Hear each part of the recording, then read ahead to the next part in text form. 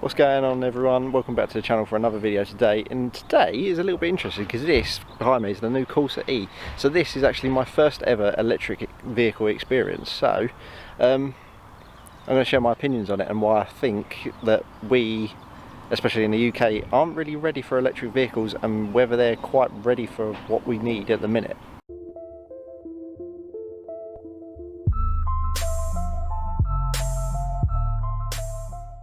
So obviously, as you can tell behind me by the stickers all over the car, that is a demonstrator's car straight from a dealership. So I'm going to read some of the stickers out in a minute and explain why I think they're sort of a bit, not false economy, but why they're a bit of a white lie as such, if you know what I mean. But yeah, we'll take a look around it. This is a new generation Corsa. I had a Corsa D, so this is a couple of generations after this. This is a Corsa EF. Yeah, it must be an F now. Nothing too bad with the styling. But again, it's just a shame that these stickers and everything sort of ruin it a little bit. But it's open like a boot. Bit of a clunky boot. But you've got your charging cable where you've got nowhere to put it.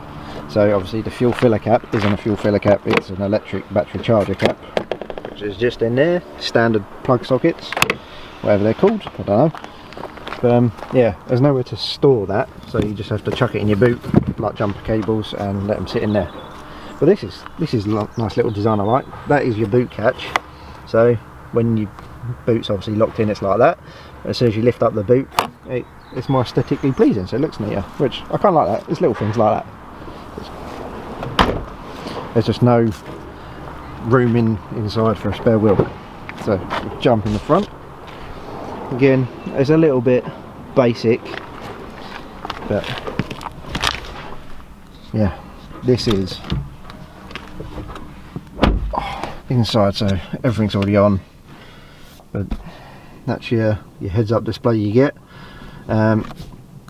We got charge bar for your battery, but then you've got your battery range here. So this is actually, when I picked up the car this morning, 180 miles, it dropped down to 105 and now it's gone up to 124. I've probably done about 30 miles in it so far, I'd say, maybe a little bit less. And that's mixed driving between sport and eco, so 3 drivers modes. Sport, normal and eco. So I think it's in eco at the minute. Yeah, it's got top right corner. There's little gadgets on it, so we got your camera doesn't want to quite focus, but traffic sign recognition, so it picks up road speed limits. 10-inch display. You got sat nav's alright, it's not too bad. We've got your eco stats, so you can either have, that's basically the flow of electricity, basically the same as what you got on that. So when you're driving, wheels light up green, you got power running through it, etc. They are your battery cells, I guess. So obviously as your range goes down and your battery depletes, each one of them little cells is going to go boop, boop, boop, boop. You got statistics, which is just like a little graph. It shows you how you've been driving. But yeah, pretty standard for any other driving car really. As you're driving along, the eco bar goes up because you're using power, and then as you let off the throttle, your charge goes back up. Going to your driver's mode, just a little gear selector down here. You just go like that, into drive, neutral, and drive, and it's ready to go. So it's actually 2 driver's modes. You've got normal drive, but then you've got, if you pull it again, and you'll see up here, it's got a D. Pull it again, straight back, it goes into B. So what that does is that's regenerative braking. So as you let off the throttle, you don't need to touch the brakes. The car will automatically start slowing down because of more resistance to the system. So that will actually start to use that momentum to charge up the batteries again. So it's another way of charging the battery as driving. So kind of like a hybrid system. But I've been warned by the dealer that when you're doing that, it does slow down quite quickly, but it doesn't light up the brake lights, so you need to sort of watch out for that. But you can always just turn it off and it sort of coasts more like a normal car. But yeah, other than that, that's sort of the main things to it. Yeah, you've got your climate control and a couple of little other gadgets, cruise control, your speed limiter as well. But the build quality isn't actually the best on this car, because if people really remember, it's electric windows all wrapped. So if I put the back one down like that, that's pretty standard for all windows in the back to stop there. We go to the front window, and that stops as well a little bit, and I don't know why. But what makes it even weirder, so if I do this side, that doesn't go down as much, so it's odd. So that, I don't know whether that's a bad design or build quality, but that would annoy me, not because they don't go fully down, but because they're not the same. So that's, yeah, that's a bit weird. But yeah, other than that, the car's actually not bad to drive. When you go into sports mode, the sport throttle response and that stiffens up, you get a little bit more power. Steering stiffens up. Yeah, it's not too bad actually. So they can be quite fun because of the torque. It's got this top speed of 93, but it gets there quite quick. 0 to 30 is like 3 seconds or something like that. So it's very nippy. It can be fun, but yeah, they just don't go much more than that. I think 0 to 60 is about 8 seconds or 7.5 seconds, but getting there actually feels a lot quicker than what it actually is. So that's the inside. So as a quick rundown on the car, the stats of this car is 209 miles quoted range, 134 brake horsepower slash 260 newton meters of torque.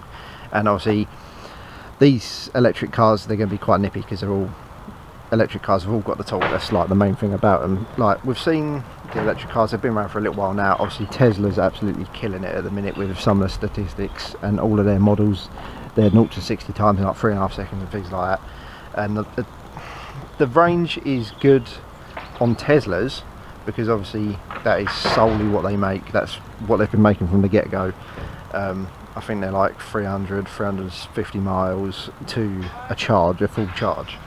But these smaller cars that come out now, like Corsa, this is rivaled up against the Mini E. You've got the Honda E. But these are, out of them three, this is probably one of the highest mileage range cars at 209. Quoted. And I say quoted because when manufacturers come up with these figures, everyone knows fuel economy and miles to the tank and stuff like that. It's tested in a lab. So this is like in your perfect real world conditions, no wind resistance, no up and down hill. This is purely like, it's a bit fixed in my opinion. So once you actually get in the real world, that 209 quickly starts dropping down, and that's 209 to a full charge just driving.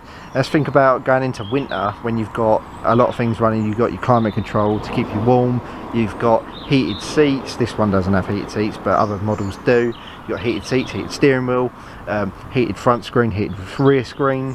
All that power has got to come from somewhere, and being electric, it's not hybrid, it's fully electric. That is just all coming out your miles. That is like, yeah. So that's why I think we're not quite ready, because that 200 miles, and 200 miles isn't a lot really nowadays. Everyone drives all over. Just say for instance, I live around 30 miles outside of London. If I worked in London, which I don't, but if I worked in London, a lot of people want electric cars. So, but due to the congestion charge and tax and things like that, which I'll get into another point in a minute.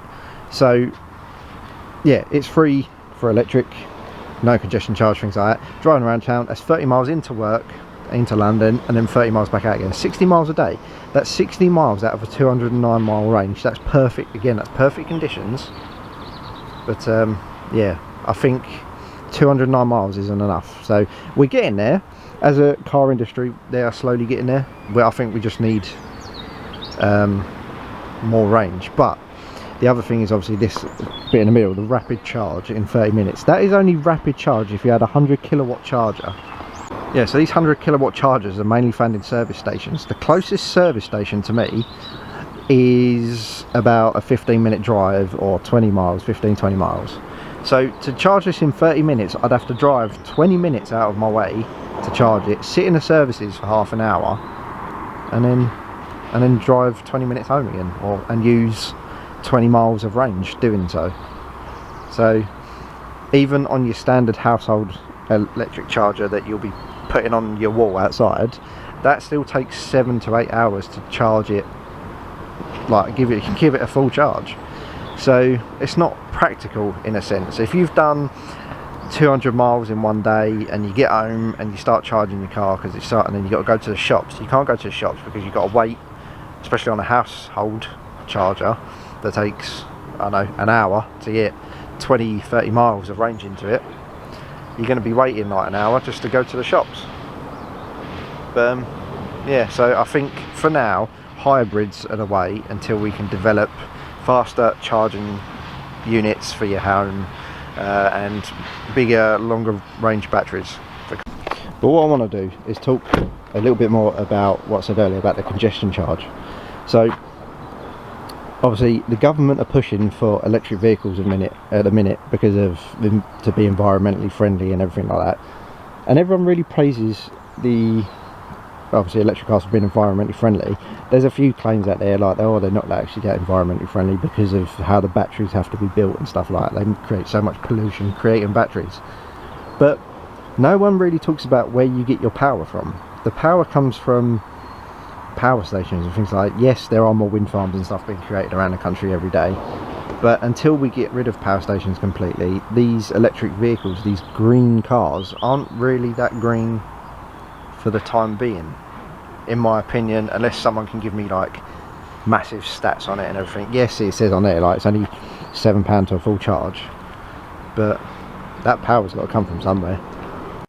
But another point is, like, coming back to the whole congestion charge thing in London, imagine what the government are going to do in 10 years time when 90% of the population are driving around in electric cars.